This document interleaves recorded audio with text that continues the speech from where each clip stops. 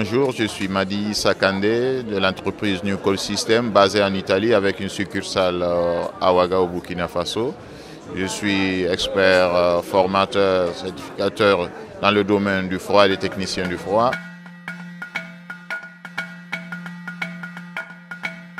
J'ai utilisé les nouvelles technologies existantes dans le domaine du froid actuel pour pouvoir créer des chambres froides qui sont adaptées aux conditions climatiques africaines et qui peuvent fonctionner avec l'énergie photovoltaïque. Nous sommes dans un contexte actuellement de changement climatique.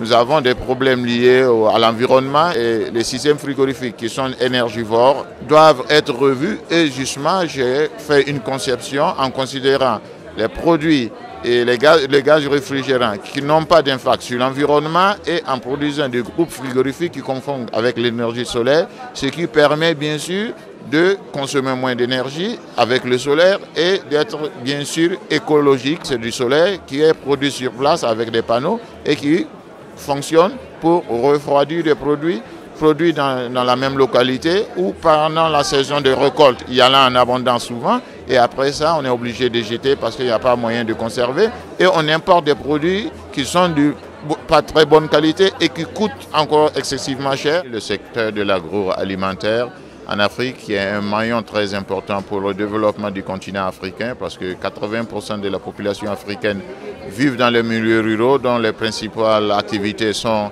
l'agriculture, l'élevage et la pêche. Et ces trois activités ne peuvent pas fonctionner sans l'apport de la chaîne du froid. Donc c'est assez important de dynamiser ce secteur-là à travers le secteur du froid qui peut accompagner le développement rural, donc évitant l'exode rural, évitant les problématiques que nous avons dans les villes en Afrique et bien sûr en créant de l'emploi et en créant des revenus. On parle du développement en Afrique, pensons seulement aux grandes villes, mais l'Afrique est faite de villages. Si on n'arrive pas à développer les 80%, on ne pourra jamais avoir des indices positifs de développement en Afrique.